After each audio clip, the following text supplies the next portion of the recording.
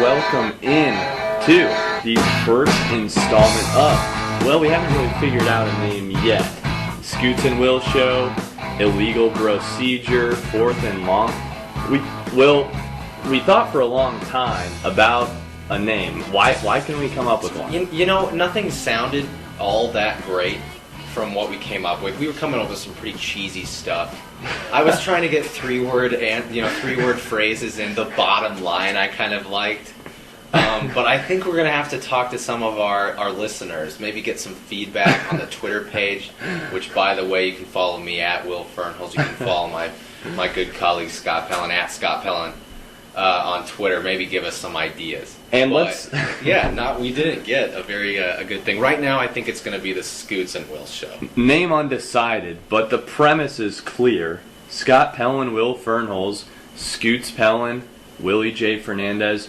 We decided, we got the wild hair to put together a podcast. Not really a podcast. Not a true podcast. A YouTube video audio compilation talking about whatever we really feel like talking about. And we have no boundaries. If we want to talk about football, we'll do it. Right. Mad Men, we just saw a great episode of Mad Men. We'll talk about that if we want to. Definitely. But the bottom line is this. We're going to be chatting it up for probably just our close friends to listen to. I'm sure it'll blow up. People will get interested in us because we're interesting people. But that's the premise, and this is the first installment. We're excited for the future, but right now, all we can think about, Will, is what happened last night, and that was the Kansas City Chiefs' second preseason game. Now, before we get into any X's and O's, stats, any position breakdowns, my question for you is this: does it matter? You know, that's an interesting question. I never have really been a big fan, and I don't think there's many football fans that have been preseason big fans. But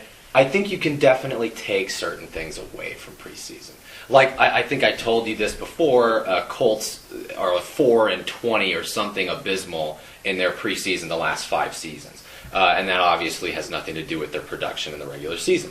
It's not important. It's not something to get all wrapped up in the fact that the Chiefs are 0-2 now in the preseason. They lost 20-15 last night to the Bucks, but it's something. It's a basis. Preseason is somewhere where you can not only see some of your ones like the first quarter, maybe the first 2 like we did see last night.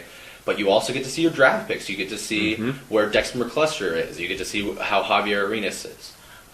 Didn't see a whole lot of Eric Berry last night, but yeah, there's some significance. I'm not upset. I'm actually pretty happy with the product I saw last night. Now, with that said, the final result is borderline irrelevant because by the end of the game, you've got players in that probably won't even be there come regular season. Exactly. But you made a good point. There are a couple things you can take away from it. So, with a few hours, almost a day now, actually probably exactly 24 hours to soak on what happened last night, what did you take away from the Chiefs' performance? I would say a few things. I would say Castle looks tighter. His production was way up. I think his rating was well over 100.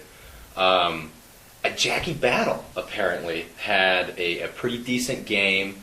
I didn't see much of him because I pay attention mostly to the first and second quarters with the ones, and I tend to get distracted in these preseason games.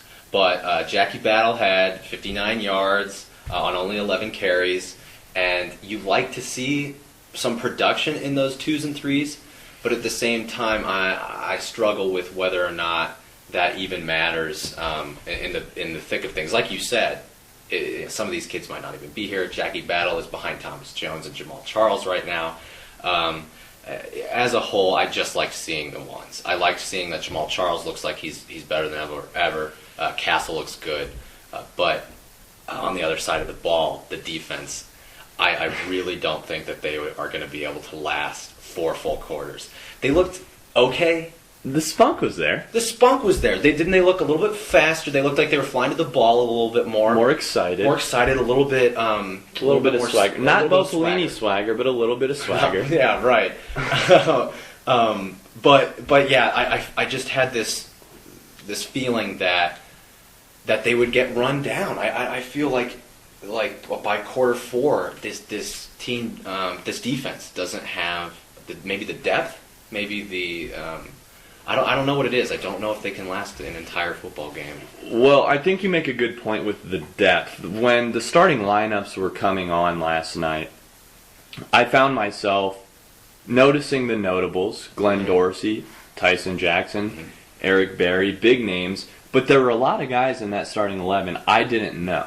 So when it comes to the fact that I don't know everyone in the starting 11, and there's going to be backups that need to step up, I mean, if your starters aren't that good, what does it say about your depth? Exactly. And that's the thing. When you have a Glenn Dorsey, Tyson Jackson that needs some reps on the sidelines, or some plays on the sidelines, we don't even know half the guys that are going to be getting his spot. And his production, let's say Tyson Jackson, his production has been so poor that when he has a backup behind him that's not even up to his level, I think that's what's getting scary. That as scared as we are, as our ones are, and how we don't think that the defense, the ones, are ready, it's almost even scary to see what their backups might be like. Yeah. So moving from that, I would ask you though, from what we've seen in the little glimpses we've seen of the Chiefs, what's going to happen? How are they going to do this season? I think a lot of it depends on Todd Haley. I think they need to get a little bit of rhythm on offense, and that was one thing that impressed me last night compared to the first game against the Falcons, was they did get into an offensive rhythm. Yeah.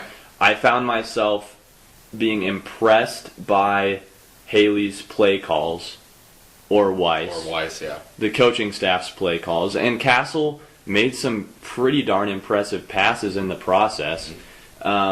That stood out to me as one thing. Dwayne Bowe finally got some action, and this is a question I've had for you. 14 guys caught passes in the game last night. That's preseason football for you. Dwayne Bowe's obviously the number one guy you think of when you think of a receiver. With what you've seen from him so far, how do you feel about him, and what does he need to do this year in order for the Chiefs to be successful? I think it comes down to consistency, and it's funny that I say that because I am always on the fence with him. I go back and forth. I'm inconsistent with my decisions about Dwayne. It's all about whether or not he can hold onto the ball consistently and keep his head right. Obviously, he's had some off the field situations that have made him look pretty bad, but if he can stay consistent, if he can get his head right and make the plays that he is able to make, that he knows he can make, he's going to be, I think, an elite wide receiver. He's due. He's due for a great season. He's got the physical attributes. He's got the route running. It's all about keeping those drops to a minimum, making mental mistakes. And that's the only thing. I have no idea what he's going to do, really. I think they've kept it pretty basic with him in the preseason, so I'm not too concerned with his lack of performance early in the preseason. But we will see. It's consistency for sure. Chiefs had the ball at the 2-minute warning in Tampa territory, down 7, couldn't put it in, stopped Tampa Bay later, got a punt, or Tampa Bay took a safety, punted from their own 20. Chiefs couldn't take advantage of the game. Is that something you want to see from a team, even if it is the fourth stringers, a team that can put it in when it counts to get the win, even if it is as irrelevant as a preseason game? Yeah, it still got me excited. I loved that. We got down to the wire with it. There was game deciding drives, but it's still, Palco's in there. We don't expect a whole heck of a lot from him. So not a whole lot to take from that. It was a little bit of a taste of some exciting football to come in the preseason, but not a whole heck of a lot to read into it. One of the beautiful things about preseason football, Will, is the fact that it puts baseball in the rearview mirror, even though it's getting hot. After the break, we'll talk a little bit of Kansas City Royals. And yes, they are still playing.